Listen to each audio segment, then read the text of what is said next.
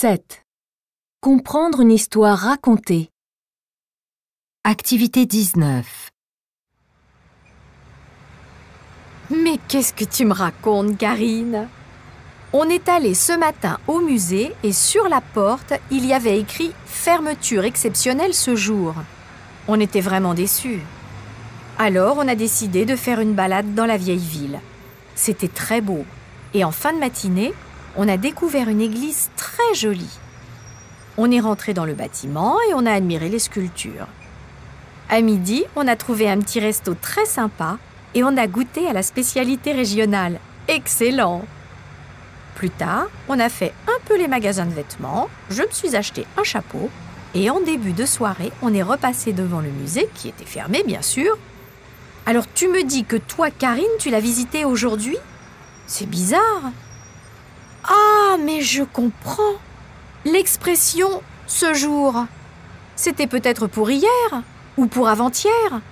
Et le musée a oublié le panneau sur la porte. Voilà. Comprendre une histoire racontée. Activité 19. Mais qu'est-ce que tu me racontes, Karine? On est allé ce matin au musée et sur la porte, il y avait écrit « Fermeture exceptionnelle ce jour ». On était vraiment déçus. Alors, on a décidé de faire une balade dans la vieille ville. C'était très beau. Et en fin de matinée, on a découvert une église très jolie. On est rentré dans le bâtiment et on a admiré les sculptures. À midi, on a trouvé un petit resto très sympa et on a goûté à la spécialité régionale. Excellent! Plus tard, on a fait un peu les magasins de vêtements, je me suis acheté un chapeau et en début de soirée, on est repassé devant le musée qui était fermé, bien sûr. Alors tu me dis que toi, Karine, tu l'as visité aujourd'hui? C'est bizarre. Ah, mais je comprends. L'expression « ce jour », c'était peut-être pour hier ou pour avant-hier. Et le musée a oublié le panneau sur la porte. Voilà.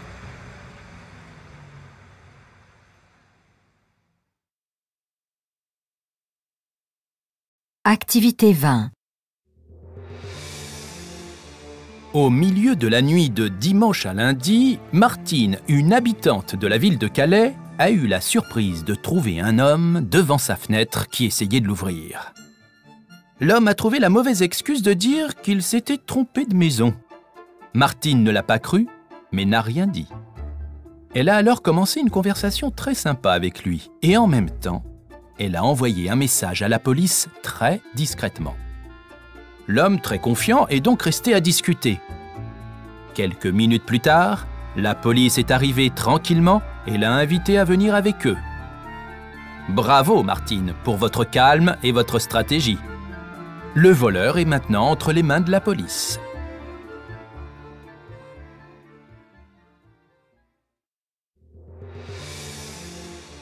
Au milieu de la nuit de dimanche à lundi, Martine, une habitante de la ville de Calais, a eu la surprise de trouver un homme devant sa fenêtre qui essayait de l'ouvrir. L'homme a trouvé la mauvaise excuse de dire qu'il s'était trompé de maison. Martine ne l'a pas cru, mais n'a rien dit.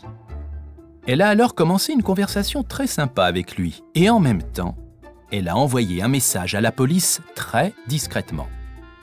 L'homme, très confiant, est donc resté à discuter. Quelques minutes plus tard, la police est arrivée tranquillement et l'a invité à venir avec eux. Bravo, Martine, pour votre calme et votre stratégie. Le voleur est maintenant entre les mains de la police.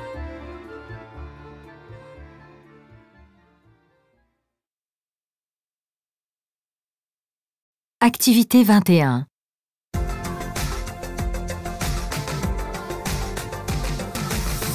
Et maintenant, la page loisirs de votre week-end. Une vague de solidarité arrive bientôt dans les piscines de France. Une semaine avant la Journée mondiale de l'eau, qui se déroule le 22 mars de chaque année, différents partenaires comme les villes, les entreprises de production d'énergie ou les associations de développement durable vont organiser samedi prochain la Nuit de l'eau. Cette année encore, pour la 9e année, 200 piscines et centres aquatiques ouvriront leurs portes de 18h à minuit pour accueillir les visiteurs.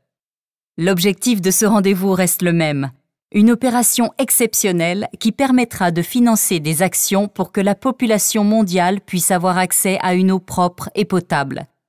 C'est l'affaire de tous et c'est aussi une initiative de santé publique mondiale. Alors pensez à prendre un bon bain samedi prochain à la piscine de votre ville. Un bon bain de solidarité vous attend.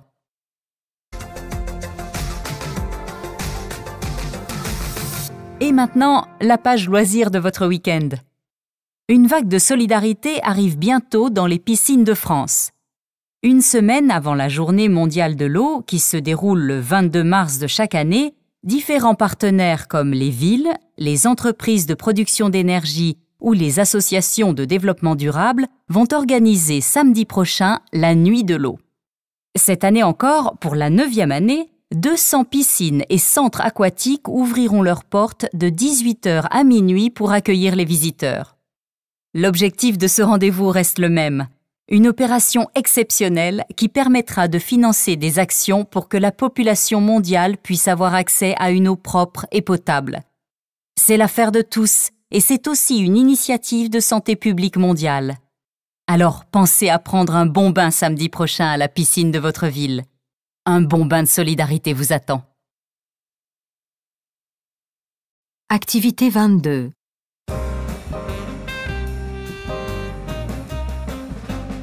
Aujourd'hui, les enfants passent tout leur temps devant la télévision, la tablette ou le téléphone portable. Comment les empêcher de regarder tous ces écrans? C'est notre pédiatre de l'émission, Dr Patrick Henry, qui est invité pour nous donner quelques conseils. Bonjour docteur. Bonjour Estelle. Selon l'enquête Junior Connecté, les 13-19 ans passeraient près de 30 heures par semaine devant les images électroniques. Des chiffres en augmentation qui montrent que ce comportement fait partie du quotidien des jeunes. Au début de l'adolescence, les risques apparaissent, mais Internet peut jouer aussi un rôle important pour leur intégration sociale. Les parents doivent alors régulièrement aller avec leur enfant explorer les jeux qui l'intéressent et voir comment il utilise Internet. Chers parents, demandez-lui de vous montrer les sites, les blogs ou les jeux vidéo qu'il regarde. Vous êtes là également pour donner des règles. Bien sûr, les règles sont rarement respectées. Et Isabelle, par exemple, a retrouvé sa fille de 13 ans en train d'envoyer des SMS à 23 heures. Elle a réagi très vite. Portable interdit jusqu'aux vacances. Vous devez proposer alors ces règles ou ces punitions pour une durée précise, une semaine ou un mois par exemple. Et elles progresseront en fonction de l'amélioration des résultats et du comportement de votre jeune. 8. Comprendre un échange de points de vue.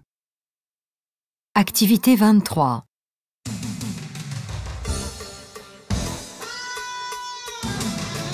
Chère Pauline, nous sommes très heureux de vous accueillir, vous, la championne de surf. Mais dites-moi, les médias parlent de vous davantage pour votre physique très agréable que vos performances. La plage, la mer, plutôt que le sport. Ça ne vous dérange pas? Si, bien sûr. Je peux permettre à certains journalistes de me poser des questions plus personnelles sur ma vie, sur mon quotidien ou mon passé, mais je veux qu'on parle de mon sport et je fais très attention aux photos, par exemple, qu'on trouve sur les réseaux sociaux. Je comprends que les médias cherchent à vendre plus, à intéresser leurs lectrices et surtout leurs lecteurs, mais jamais on ne doit oublier que nous sommes avant tout des femmes professionnelles du sport. Notre génération de surfeuses est encore jeune et on ne peut pas encore comparer les performances des hommes et des femmes. Mais je ne suis pas obligée d'accepter qu'on nous regarde comme des jolies filles à la plage. Et si on me demande d'utiliser mon image pour des publicités ou pour des vidéos qui oublient nos compétences sportives, alors je dis non. On peut faire des photos et du sport de manière intelligente. La vie d'une sportive n'est pas idéale. Il faut travailler pour réussir. Et le public doit réussir à le comprendre. Comprendre un échange de points de vue. Activité 23.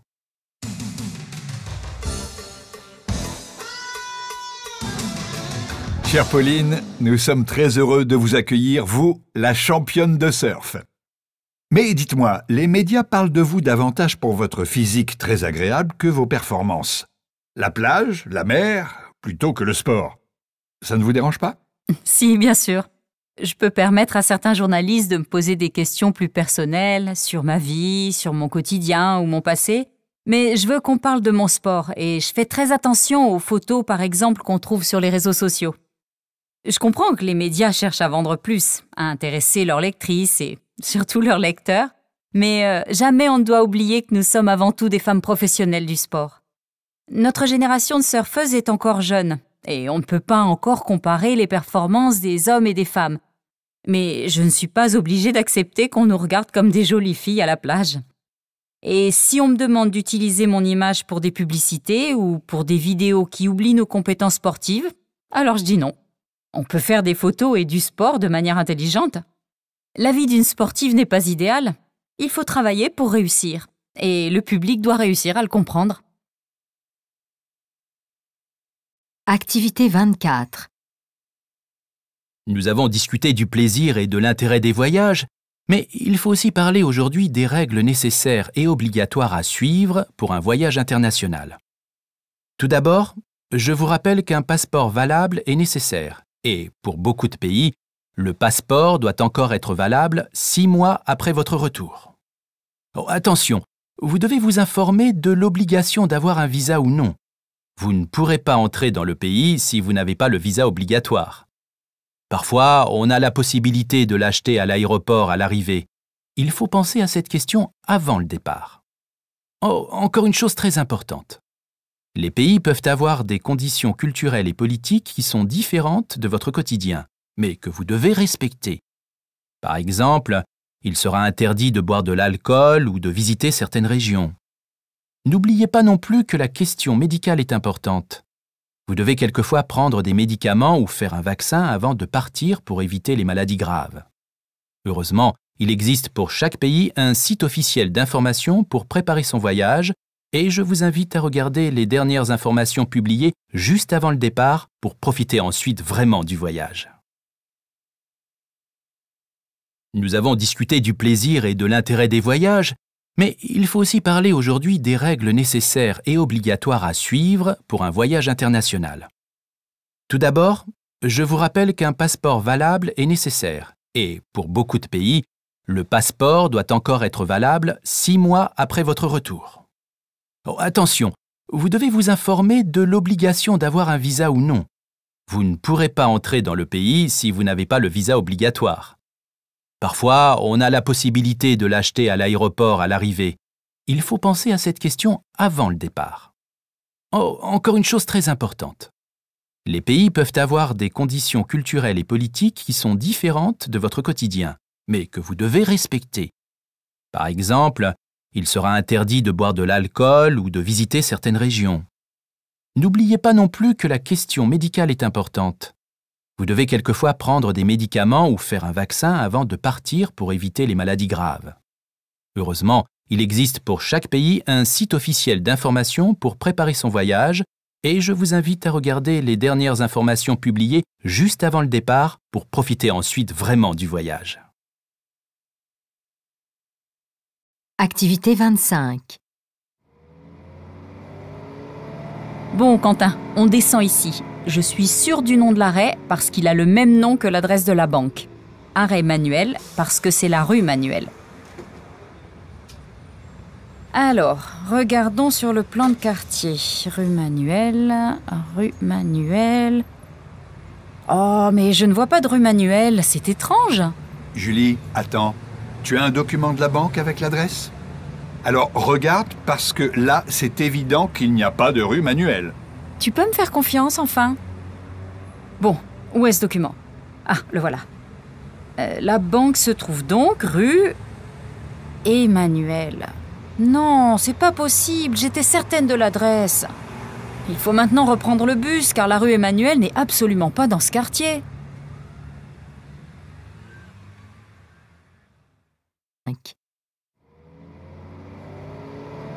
Bon, Quentin, on descend ici. Je suis sûre du nom de l'arrêt parce qu'il a le même nom que l'adresse de la banque. Arrêt Manuel parce que c'est la rue Manuel.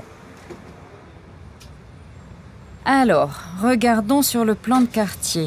Rue Manuel, rue Manuel... Oh, mais je ne vois pas de rue Manuel, c'est étrange. Julie, attends. Tu as un document de la banque avec l'adresse? Alors regarde, parce que là, c'est évident qu'il n'y a pas de rue Manuel. Tu peux me faire confiance, enfin? Bon, où est ce document? Ah, le voilà. La banque se trouve donc rue Emmanuel. Non, c'est pas possible, j'étais certaine de l'adresse. Il faut maintenant reprendre le bus, car la rue Emmanuel n'est absolument pas dans ce quartier.